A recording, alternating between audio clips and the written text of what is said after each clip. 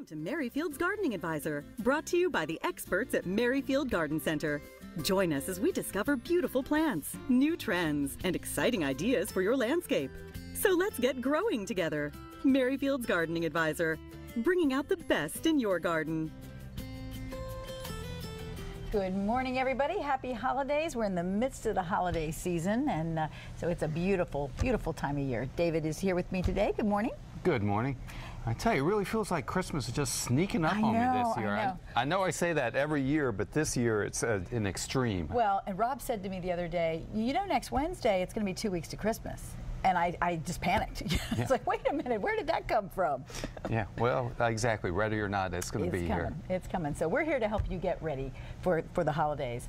So, and again, we're so glad. We know what a busy time of year it is. So thank you for joining us this morning. We've got some great ideas for you. Let's start with a couple pictures because it's Christmas at Merryfield Garden Center. Oh, it absolutely is. You know, and I was thinking just the other day because, of course, I've been working there for 18 years, and I see this go on around me, but as I talk to customers and come in, I realize really what a special experience this is. It really is.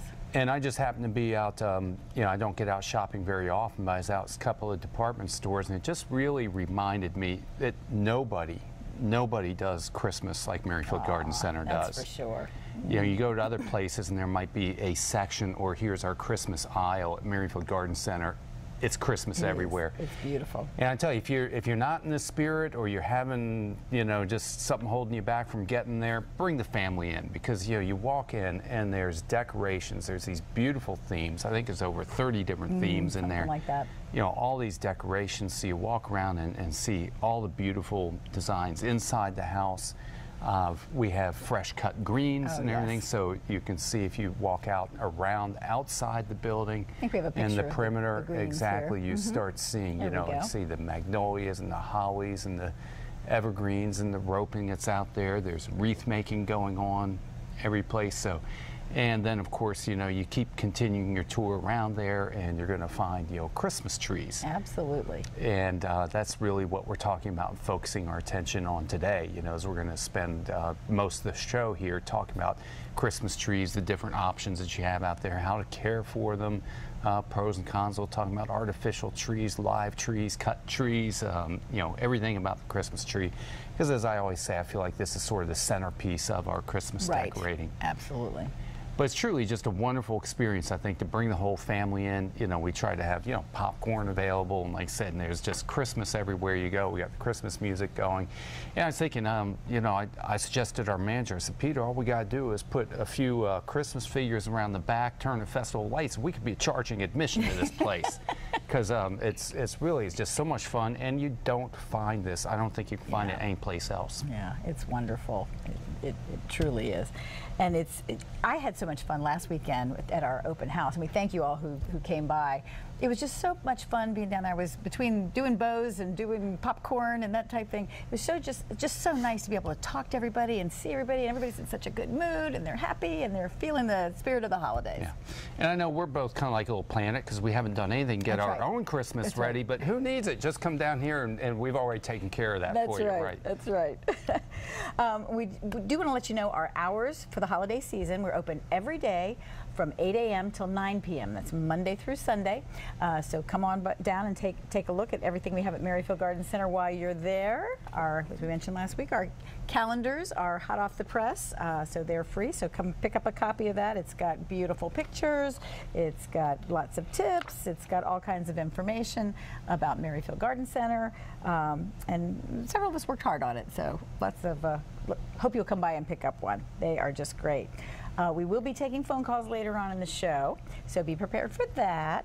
And just a couple of announcements at our Fair Oaks location today. Peggy and Tina will be doing their annual Decorating with Fresh Greens class.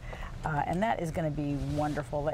I stopped by the room that they were getting ready in upstairs last night at the Fair Oaks location, and it's just chocked with all these beautiful arrangements and great ideas. And of course, it smells wonderful in there. So take advantage of that. 10 a.m. at our Fair Oaks location today. And it's free. You have time to ask questions. It's just a great time. So take advantage of that. Yeah, I'll say that's always a super popular class. So get really there. is. Try to get there about 5 or 10 minutes ahead of time. That's right, or you may be get standing. a good seat. Right. Exactly. We mentioned the new book that we have out, The American Dream, Rags to Roses: Story of Bob Warhurst, founding of Merrifield Garden Center. We've got a couple pictures to share, from the book. We'll start off with a picture of the, this is Dad's family. It's a big family, from rural Alabama. Started out, with nothing. And now, which one's your dad in that picture? Dad is over on the right side. He's got his, I guess he's got his hands on Carl there, on Carl's shoulders. So it's funny, I was looking at some of these pictures and I was like, wait a minute, is that Tracy? Is that, Yeah. It's funny how you look when you're younger opposed to how you look when you're older. So. And then, of course, he came to Northern Virginia, grew up, met his friend Buddy Williams, and the two of them started Merrifield Garden Center 44 years ago. And it's been, history in the making there. The next picture shows Dad with at our Merrifield location with the real Santa. And, it's this time of year, so get ready for the holidays and don't miss a visit to Santa Claus. And then he's been doing book signings, he has had a great time there. He's with a customer doing a book signing there. And he will be doing 2 this weekend. Today at our Fair Oaks location, he will be there from 10 to noon. And tomorrow at our Gainesville location, he'll be there from 10:30 to noon. So that's when he's scheduled to be there, so you kind of know you can come by. But feel free, if he's around, he's happy to sign a book for you. If if he's not there and you're not able to make it during one of the signings, if you want to purchase a book and leave it with us, we'll have him sign it and get it back to you. Yeah. So. Well, I tell you, Bob really has led an amazing life. When you see that, really, literally, came from dirt poor poverty and made his own way into a successful businessman, successful garden center, and obviously, family business. And I think it's a part of the family tradition for a lot of people in Northern Virginia. I remember, when I was a teenager going out there shopping and stuff, so it's been a part of my life. And thank you. I look forward to reading the story. I bought the book, but everybody, I've got 2 or 3 books. It's in queue there. But I'm hoping to read there and dig up some dirt about you. Hopefully there's some interesting little things about you in there. There. Yep. Of course, I got a line or 2 in the book myself. That's right. So it's funny. A lot of us think they've been shopping at Merrifield for 20, 30 years and stuff, and they're going to have a real interest in just reading the whole story and how it develops. And perfect Christmas gift too. That's right. And I know Dad is so appreciative of everybody coming by and getting. He's so excited. It's so much fun watching him signing those books. So we're going to take a quick break. When we come back, we will be talking about trees. Actually, you get to see a picture of my husband when we come back.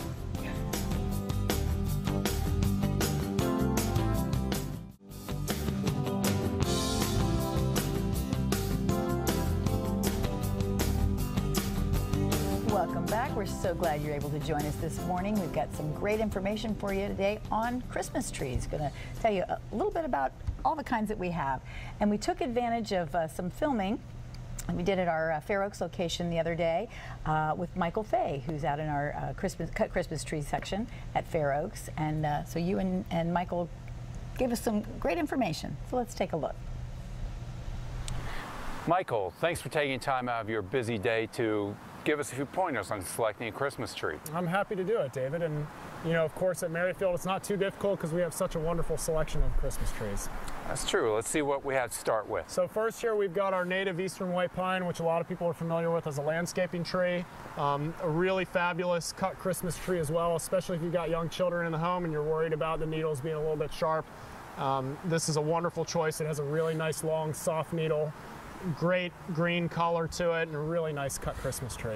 Yeah, it does make you want to reach out there and pet it. It's so soft and great texture in there. So the next tree we have here, continuing with the pine family, is a Scotch pine, another fabulous traditional Christmas tree. A lot of people used to use these, and those people still are coming looking for them a lot, so we like to make sure that we have a good selection of Scotch pine available. Just like that white pine, it's got a little bit of a longer needle than some of the others, but you can see it's got a little bit more of a blue color to it. Really nice, strong, firm branching so it can hold good ornaments and Christmas lights. Yeah, nice and dense. That is a pretty tree. Beautiful tree. So next, one of my favorite landscape trees, makes for a great cut Christmas tree, is the blue spruce. You can see a little bit more of that blue color than what we just talked about with the Scotch pine. Really nice lateral branching habit, good, strong, firm structure for holding ornaments. Yes, there really is no best tree. It's just matter of your taste. They're all fantastic. You know, it's a personal preference, but they all do really well. Excellent. Well, let's move on and take a look at some of the fir trees. Absolutely.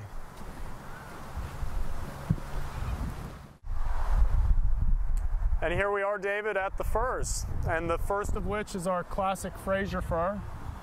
Probably one of the more traditional Christmas trees that you see used quite frequently. Yeah, that's my personal favorite. That's the one I use. Yeah, Frasers are fantastic. This is the one that's most well known for its fragrance that it's going to give you in the home. Yeah, like I say, a nice branching pattern, holds the ornaments well. Absolutely, yeah. Absolutely. Beautiful tree. So next here is a Turkish fir, one that's been new to us over the past several years, but is quickly gaining in popularity. You can see the needles here are a lot more succulent, have a lot more water retention to them. But a beautiful tree, really nice structure, just like the noble fir, which we're about to get to, has a really nice firm branching structure made to hold really big ornaments. Yeah, that's really pretty. I remember last year was actually the first time I saw that tree. Yeah, yeah, and I actually took one home a few years ago to test it out when we really didn't know too much about it. It's a fantastic tree. Yeah, a little bit longer, softer needle than the Fraser fir. Absolutely, and as I was just saying, here's the noble fir, appropriately named, as this is probably one of the more majestic options for a Christmas tree. Beautiful, dark, lush green color.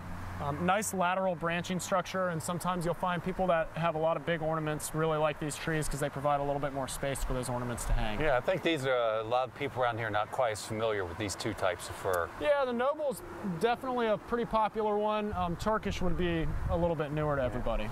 So Michael, after you've gone through here and you sort of pick out what kind of tree you want, do you have pointers for us how we get it home, keep it fresh, and make it last through the whole Christmas season? Certainly, and really the majority of it we're going to take care of for you here. You know, when you purchase a Christmas tree from us, we're going to pick it up, we're going to take it to the balers for you and put it through the netting. We're going to put a fresh cut on the bottom of it so that all you have to do is take it home and put it directly in water and stand it up, and you should be fine. Yeah, and that's one of the things I've always liked out here is the way that you display the trees, that they're freestanding. You can walk around and see them from all sides. From all sides, exactly. If you need to, we can take it down for you and spin it around, make sure that you get a good view on it. And last but certainly not least is the Douglas fir, which is also one of the most popular Christmas trees. You know, you can see beautiful needle structure, really nice dark green color, great lateral branching habit made to hold strong ornaments. Great. Well, thanks for coming out and showing us around. This has been really good information. I'm happy to be able to do it. Thank you. It's amazing when you think about it how many different varieties of trees there are to choose from. Oh, there are, and like I say, it's nice because we see these new introductions, you know, things like this Turkish fir, which is new to me and stuff, and but it's a beautiful tree, and we'll see there's probably going to be some new things come down the pike in the future. Absolutely. Yeah. Now, one of the things I wanted to emphasize really is I know there's always concern about buying a tree that's fresh cut. Right. We are constantly resupplying trees that come in to make sure that we always have them fresh. We received a delivery of trees yesterday, just as an example. Right. They're grown here in Virginia, so they're locally produced. You know, they were trees that were cut earlier this week. We get them in today. They're out there for sale today. So. And we get trees from actually across the country. Right. Things like the noble fir and the Turkish fir, those are West Coast trees, but you know the Fraser firs and the pines, they're grown locally here. But my point is, we're getting them, we're resupplying. So when you come in, you're always going to get a fresh, top quality tree. Right. Well, and another option for your tree is to give it that snow look with flocking. And you went down and took a couple of, I told you you're going to see my husband. This is my husband in his element here, flocking the Christmas trees. Yeah, because I wanted to, a few people are interested in this kind of a specialty service. Actually, I think we are probably the only people that I know of in the DC metro area that are providing this service. But this is the flocking, the tree flocking process, you know, so it looks like snow is put on there. And I just went down there to get a picture or two, but I got a whole tutorial on how this process goes. So there he's wetting the tree down, right? Yeah, and I really thought this was interesting, so I kind of might be going a little overboard on it, but it's kind of a neat process, and it begins, as Dave was saying, with just putting a fine mist of water on there because the flocking material is actually a paper product, and so putting a little bit of moisture on there helps the material to adhere to it. Now this is about as big a tree as we want to do. That tree sits on a little turntable and spins around, and even this tree was getting a little bit, just as far as the weight, heavy for that turntable that goes on there. But we can flock trees, you know, like I said, this is probably at least an 8-footer, 9-footer, all the way to whether you want to do a wreath or roping or something like that. And you can see basically after the water's applied, you know, the tree's spinning on this turntable. That's Rob. He's kind of carefully applying it. And each tree, you know, is an individual process, I mean, that goes into it. So he spins it around, and you know, Rob's an artist and a perfectionist. He does a lot of the decorations and stuff. He's going to love that picture, David. Yeah, well, I wanted to make sure he got the credit for it, because he's going there, gives them each individual tensions, you know, sort of making sure that it's applied on there evenly. So you can get a light, medium, this is what we'd call a medium coating, or you can do a heavy coating. Now, when you get that tree, it does take about 3 days for that material to dry. So you have to plan ahead. You pick your tree out, you put it in there, and we schedule time to, you know, Rob gets the flocking on there. It requires about 3 days of drying. Then it's wrapped into a plastic bag for you to take home, so it doesn't crunch down as much. So it's a little bit involved, and you need to kind of plan that and prepare ahead of time for it, but gives a really distinctive, nice appearance to the tree. The others he was pointing out to me, I didn't know this either, but I learned is you don't need to water that tree. Right. It's best, you know, when you get it home, you want to put it, you know, maybe in a little, you just put in a tree stand, but that flocking material causes the needles to adhere to it so you don't get shedding. If you put it in water, he says that tree takes it up, it kind of starts to sweat, and it sort of causes some of that flocking to deteriorate a little. So they handle it a bit differently, but gives you something really distinctive. Well, we're trying that this year. We've never had a flock tree in the house, so this is going to be, we've always done a fresh cut tree in the house, so this will be a new experience for me. Good. Well, you want to take just a minute? Okay, I'll be quick about this. Couple accessories that you might want to have if you are bringing a fresh cut tree home. One is you start out with one of these giant removal bags, as it's called. Basically, that's placed underneath the tree so that any needles that do drop or fall, you can kind of capture. It shows in that little thing as a tree skirt. And then at the end of the season, you just lift it up over the top of the tree, whisk the tree out. It can save you a lot of cleanup time following in there.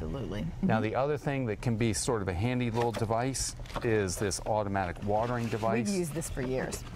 Right, this is nothing new. It's about as low tech as it gets, but essentially you put one of those big liter soda bottles in there with water. 2 liter. 2 liter, right? See, I have to, you know, you've got a little water tube that will run from the basin over into the tree stand, so that just sort of keeps a constant supply of water that's in there.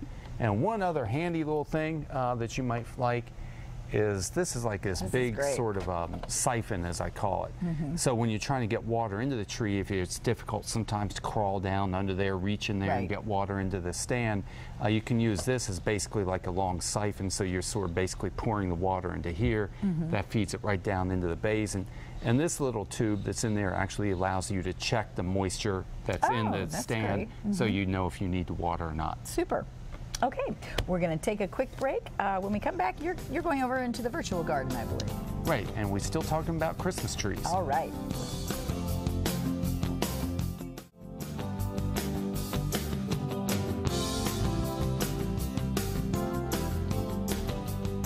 Good morning, everybody, and thank you for joining us today on Merrifield's Gardening Advisor. We're talking about Christmas trees, and in the previous segment, we were talking about fresh cut trees, and they, of course, are wonderful to have as a part of your Christmas celebration. I'm switching gears, and right now we're going to talk about live trees.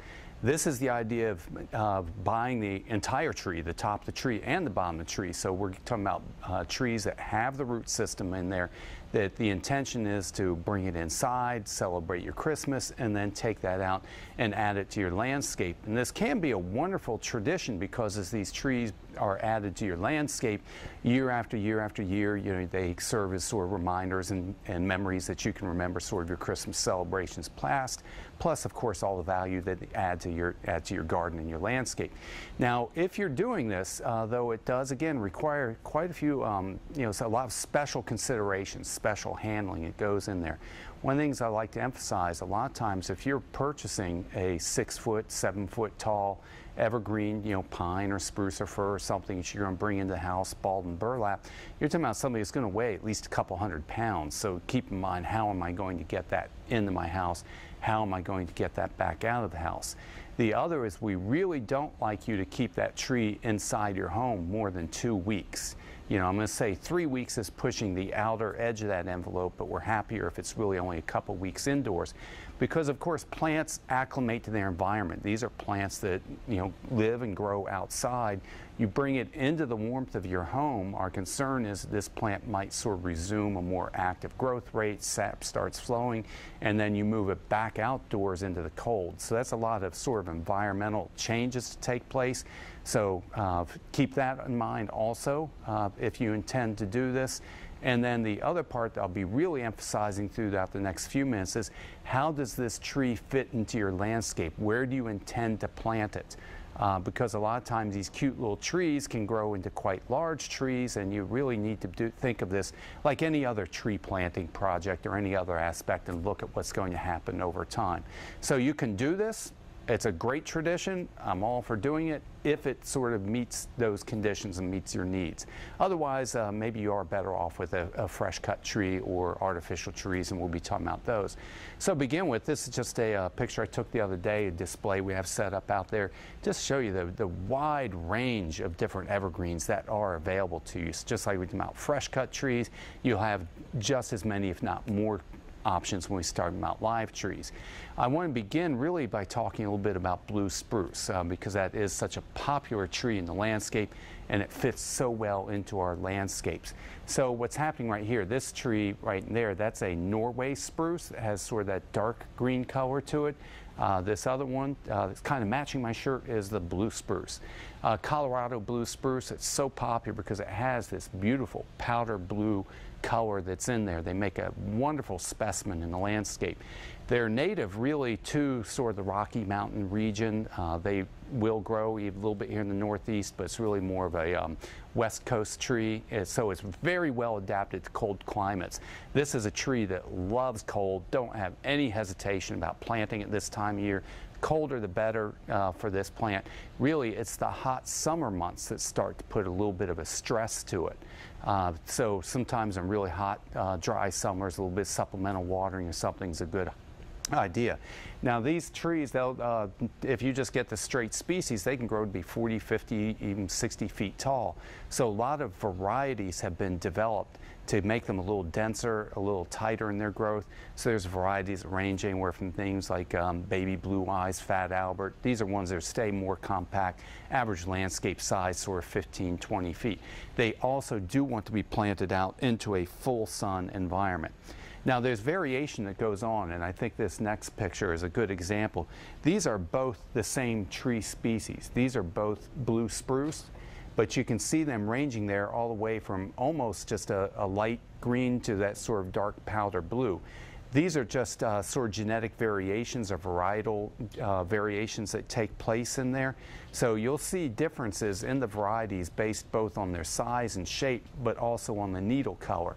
So sometimes people are a little shocked when they see a blue spruce. It's not truly blue.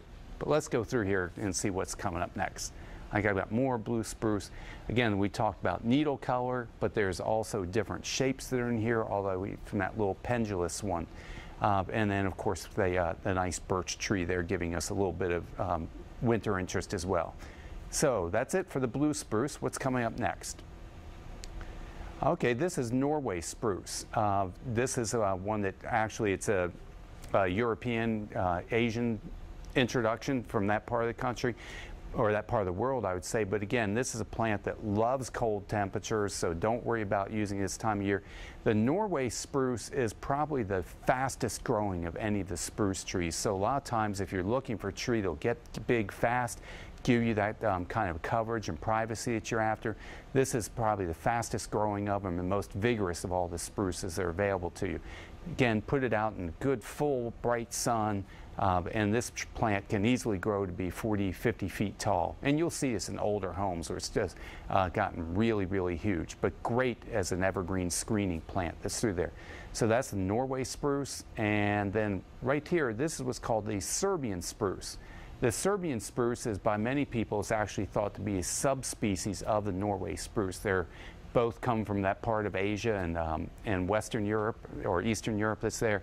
Now, I want to say we do not have the Serbian spruce in stock this year. I just put it in here for informational purposes only. We just opted not to order them in as part of our live tree collection, but it's still a great tree for the landscape. You can see it's a little more narrow, a little more upright, kind of has that pendulous branching that you see in some of the Christmas cards. So a lot of times this can be an excellent evergreen for the landscape. Can be a nice Christmas tree, but like I said, we didn't bring them in this year. Let's move through a couple others here quickly, and of course the pine trees.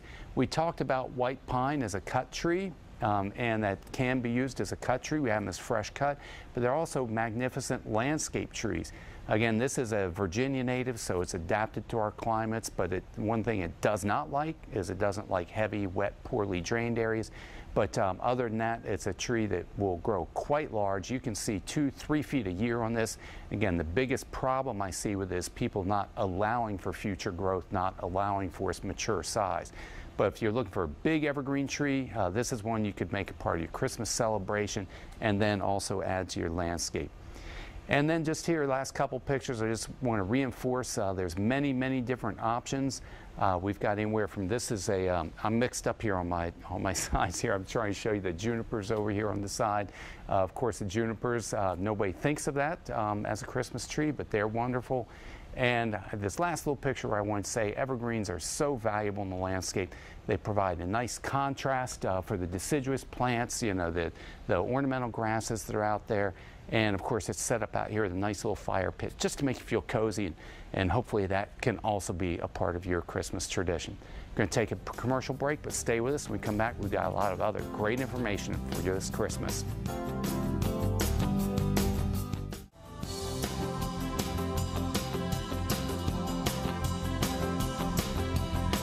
Christmas moose, I guess. A new tradition, right? Is that a reindeer? It's hard to tell. Yeah, we do have moose heads all over the place. I don't know what was that at the store. Theme this year. Well, it's part of the lodge theme. Okay. Yeah. So, well, we've talked about fresh cut trees. We've talked about live trees. So let's talk a little bit about artificial trees. There's got to be a better name than artificial, but lifelike. Everlasting. We'll just go with artificial for now. Right. I think everybody knows what we're talking about. And I guess, you know, it's official now, or it has been the last few years, that the artificial trees are outnumbering the fresh cut and live trees. Well, they're so easy.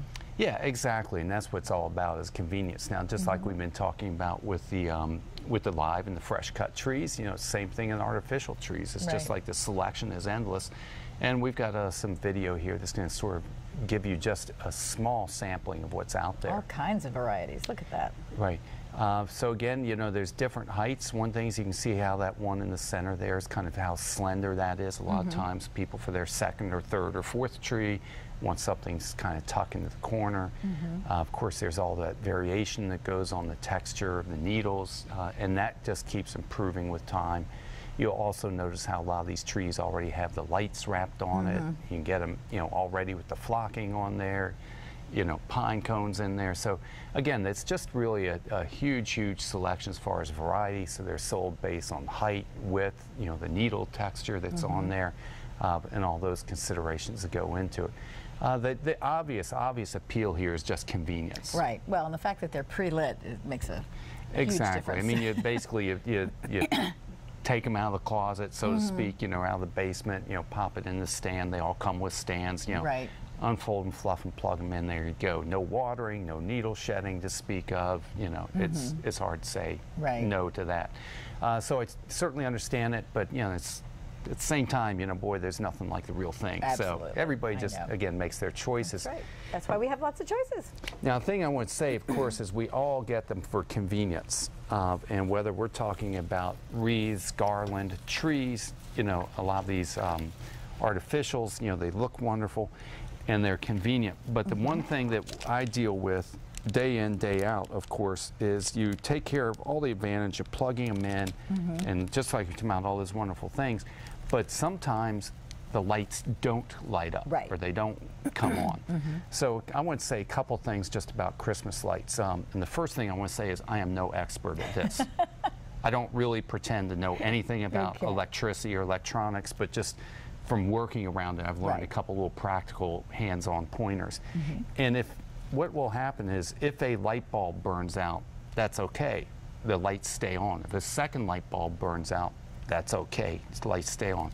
But what will happen most of the time, if you plug your Christmas decorations in and they're lighting, first thing we're going to do is a visual inspection of the lights.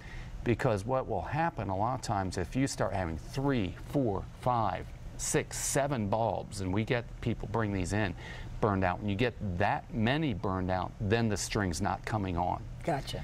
Now, a burned out bulb, I don't have any here to show you, but that little filament is actually, it will almost, it'll literally burn out. When you look closely at the bulb, you'll actually see a little of a black charred look that goes on there.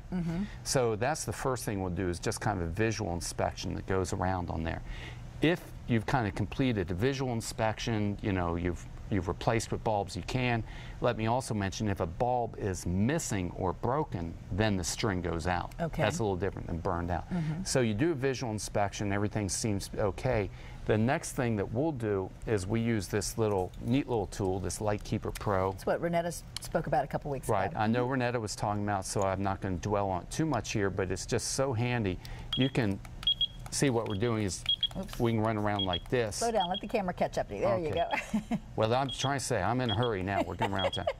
But so what this is doing is to let you know that it's good. That's telling me that there's electric current in that line. Okay. Okay. If bulbs need to be replaced, here, see that string goes out when I remove it. There's also a little shunt in here, which kind of sends a charge through the strand, and sometimes that fixes things. But this Light Keeper Pro, it also allows you to test bulbs. So you can pop it in here. Yeah, I'm trying to do this. It's just a little cumbersome on TV. It's really easy at home. There we you go. can just see, right, you pop it in there and it tests the individual light. You say, okay, well, that light's good. Yep. The other thing I want to say is, if you are replacing bulbs, this little green receptacle, every manufacturer is different. It's not like your household light. You know, at home, a light bulb burns out, you go to the store, you buy a new light and pop it in. Christmas lights are not standardized like that. So you do not throw that little receptacle away. What I'm trying to do here is see you actually pull the bulb out of there, and then you purchase a new bulb and have to thread it back through that little receptacle that's in there. Many, many times I have people who have just thrown the old bulbs away. They've lost that little receptacle because they're frustrated. And then we really can't help you once you lose this little part. Right. So hold on to that, and the replacement bulbs are going to come like this and then have to be rethreaded back in there. Okay. So that's a super quick thing to check for. And again, this little Light Keeper Pro, if you have a big tree, it allows you to go through and scan a lot of things quickly. Okay. Well, we're going to take a break. When we come back, we're going to first talk about poinsettias for a few minutes, and then we're going to take your phone calls. So give us a call, 703-387-1046, and we'll be right back.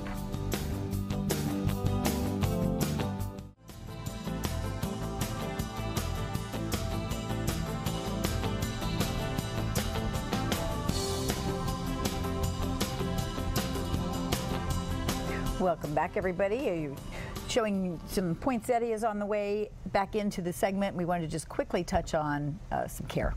Absolutely. I'm always trying to fit too much into our 1 hour show, but just want to remind, of course, you know, poinsettias, that's a part of the Christmas traditions, and that's a part of our business, the garden center. So there we really load just a little bit of them. what we have in the greenhouse. Yeah, I still like the traditional reds. You know, I think the white's a nice contrast in there, but boy, I tell you, the breeders have just gone crazy in introducing all the new varieties.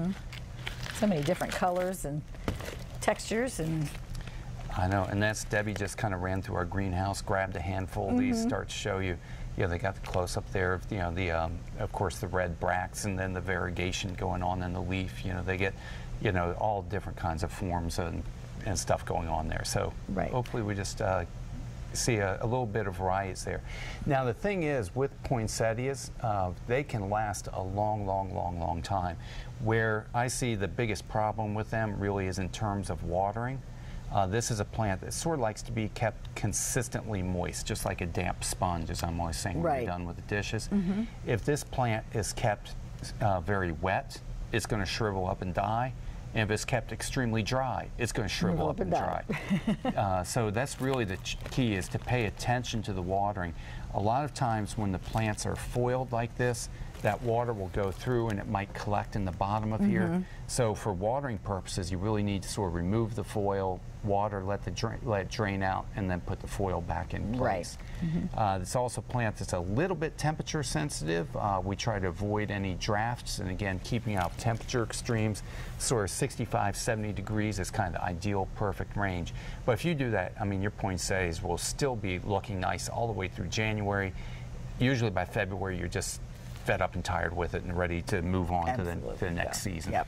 And we'll talk about them later in the season as well too. Just want to give you a quick tip. Just let you know we got them. That's right. That's right. Well, we're taking your phone calls. Our first caller is Michelle, who's calling from Stafford. Hi, Michelle.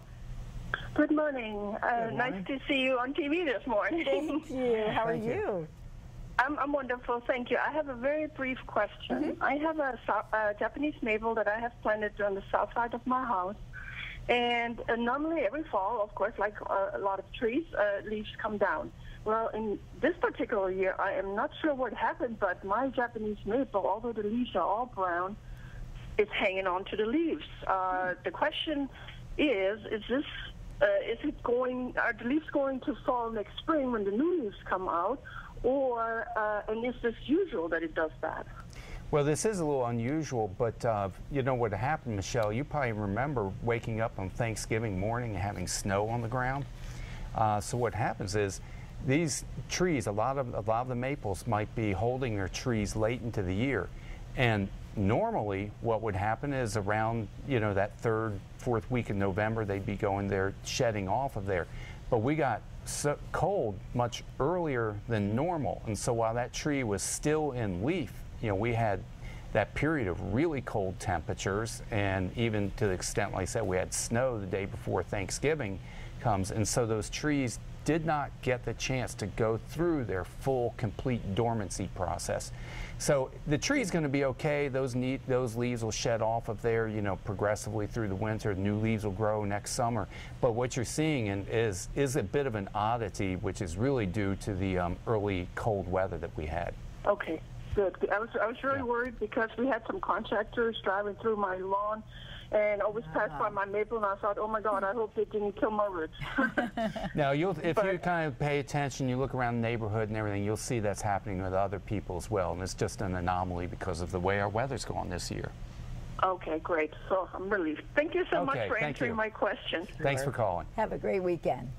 Okay, our next caller is Ed, who's calling from Fairfax. Hi, Ed. Hi, how are you doing? Good. How are you? Doing just great. Real good. Appreciate your program. Thank you. Thanks you. Yeah, sure it's real good. Doing it. David, I'm going to talk about camellias. I'm having somewhat of a situation with my fall blooming camellias, and the problem is some of them this summer set buds and some of them did not. Now, I don't know the reason for that, but I'll let that go as maybe something with the harsh season that we had, the cold winter we had last year. Exactly. But on the fall blooming ones, I have some real nice looking buds on some, and they're not popping out. And I do have one under my oak tree that has some blooms to it, but I have 4 or 5 that are nice buds but no flower openings on them. Yeah, Ed, I wish I had a better answer for you, but again, this is just all the vagaries of the weather that goes on. You're right where that a lot of camellias last winter got killed back so severely during the cold, they didn't resume growing even until June, and then basically didn't have enough time to set and develop their buds last summer. Then the other thing that you're running into, a lot of them that have developed buds, but now, like I said, we were getting temperatures, down into, I can't remember, was it the teens or the 20s? I mean, really cold temperatures, like I said, and even to the, like I said, the snow and everything in early November. So some of those later flowering ones didn't have an opportunity for those buds to open. So the plants sound healthy. And there's really not much you can do about this. We're just subject to the weather. As an example, if you were to come in the garden center, because we have these covered greenhouses, we took our camellias inside, you know, they're where the fresh greens are in a sheltered environment, and you'll see they're in full peak, gorgeous bloom right now. But if that same plant had been left outside, the buds would not be opening. Yeah. And so that's what you're experiencing, and without being able to go through elaborate methods of controlling the environment, I think this is just part of gardening, and it's going to change year to year. Yeah, well, I like them, and we're on the edge of the hardiness pretty much, but I'm going to stick with them, and hopefully next year will be a little better shot at it. Right, and I love them too. I use them all the time, but I look at the fall bloomers, so their peak bloom season is generally they're kind of starting up in October. They go into peak bloom in November and then fizzle out more into December. But this year, right that peak bloom period in November, we got abnormally cold, and so between last winter, this November, and who knows what's going to happen to us this winter, you know, we'll just have to kind of go with the flow. Yeah, okay. Thanks so much, Ed. We unfortunately got to go to break. So thank you. Thank you. Have a great weekend. Bye-bye. We'll be right back with more of your questions. Lucy's on hold for us.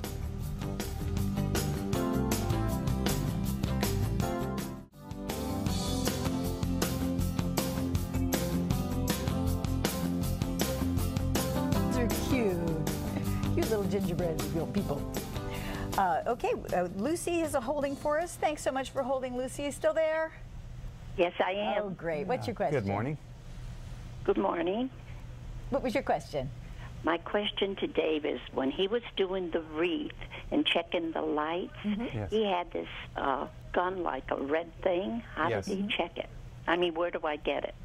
Oh, we sell them at all three of our garden storage centers. I called all three locations just to make sure that everybody had them in stock. Hand me the one in the package. Yeah, then you can see what it looks like.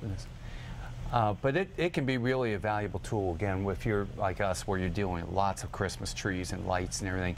It's still, no matter how you do this, it's a tedious process. Right. I don't want to say it's just a, oh, point the gun and it solves the problem. But it does help you narrow down, you know, what's working, what's not working, and it makes the whole process faster and more convenient. But but still, it's you know, you're going through a string of lights. There's no way to make eliminate that and make it totally carefree. Right. But it's a great product. Yeah, we've been using them for years. It's nothing new. It's been around for as long as I've been around and stuff. But a lot of people still aren't aware of it. Okay. Thank you very much. It's close by because you're in Burke. Thanks so much, Lucy. Have a great weekend. Okay, let's see. Our next caller is Myrna, who's calling from D.C. Hi, Myrna. Good morning. How are you? Good morning. I'm fine, thank you. I certainly enjoy your show every Saturday morning. I purposely get up to watch it. Oh, thank you. Today you were talking about the Colorado blue spruce. Yes. I have one in my front, which is probably northwest corner. The front faces north. It's a beautiful tree. However, I'm finding from time to time I get brown needles instead of the bluish, greenish look. We feed it with mirror acid, and the caretakers or landscapers sometimes will put spikes down in the soil around the diameter of the tree. Right. It turns nice and green, and then maybe 4 to 6 weeks later, or it could be longer, I still get the brown needles. And it has begun to get brown needles now, so I'm wondering if it's too late to feed it for the winter. I do notice during the summer when I get the brown needles, I do give it plenty of water. Now, the other problem is I do have ivy. It's a big patch of ivy, and the landscapers sort of keep it neat and clean. I'm wondering if the ivy has something to do with the brown needling of the tree. Yeah, there's a couple different things, Myrna, but what I most likely suspect is I think you're probably dealing... I'm sorry, I can barely hear you. You're probably dealing with a disease problem that's called needle cast. So you may even need to speak to your landscaper about this, because one of the things that happens with the blue spruce, particularly when they grow in our warmth and our humidity down there, they are susceptible to a few disease problems. Now, it's not a question of fertilizing or watering. I think, like I said, this probably is a disease. If it needs to be treated, then that's something that you would treat next spring as new growth is coming out. Talk to your landscapers. They may even need to spray it with a fungicide, but that's probably going to be around May when the new growth starts popping out of there. So hopefully, I don't know if my microphone's got through there or not. But, I know, we're having a little, I'm hearing a little something in my ear too. But yeah, I can barely hear him actually. Oh, that's strange. Okay, Get a little closer here so you can use my mic. Okay, Maureen, I was talking about there's a pathogen, a disease, a fungal disease called needle cast. That's what I want to look into. If you need to treat that, it's not going to be until May of next year. So there's a little time to do some homework and check with your landscapers on that. Or you're always welcome to bring samples into any of our clinics and we can get a closer look at it. Great. Thanks so much for the phone call. Well, thank you. Thank you very much. However, I haven't been able to hear very much. There is a bad connection here. Okay. But at any rate, I will continue to pursue it. Sorry about it. It's live TV, and we just got to deal with the way things come to us. So. Okay. Thank you very much, and happy holidays. Okay. Bye-bye. Thank you. Thank you. Okay. We have another caller, Ernest, who's calling from Upper Marlboro. Are you there, Ernest? Yes, I'm here. Can you hear both of us? How are you Yes, doing? I can hear you. Okay, fantastic. What was your question? I have a question, too, about Colorado blue spruce trees. Yes. Okay, now my question is that I got about 3 of them in my landscape, and I planted them early in the spring, and they were blue for the spring and for the summer. And now that they're the winter, they're turning green. Now, all of them are still healthy. I don't have any brown needles or anything, but it's just lost its blue color. And I tried uric acid, I tried Holly-Farm, I tried other fertilizers, but apparently it's staying healthy, but the blue color is gone. They're green. Okay, you have 1 minute. Real super quick, Ernest. A lot of this is just the genetic variation. The new juvenile growth comes out nice blue, and then it tends to fade. One thing I've heard a couple of you say, though, that's I think is important, blue spruce is not an acid-loving plant, so stop the muric acid. Sometimes we find actually applying a little bit of lime might improve their color. So check the soil pH, but I'd say it's not an acidic, acid-loving tree. They come from soils that are more alkaline, and that may be influencing the needle color. We've got to go. I'm so sorry, Ernest. Hopefully that helps you. Thank you all for joining us. Next week, we'll be talking about fresh greens. Don't forget the fresh greens class today at Fair Oaks and the book signings at Fair Oaks and Gainesville. Okay. See you next week.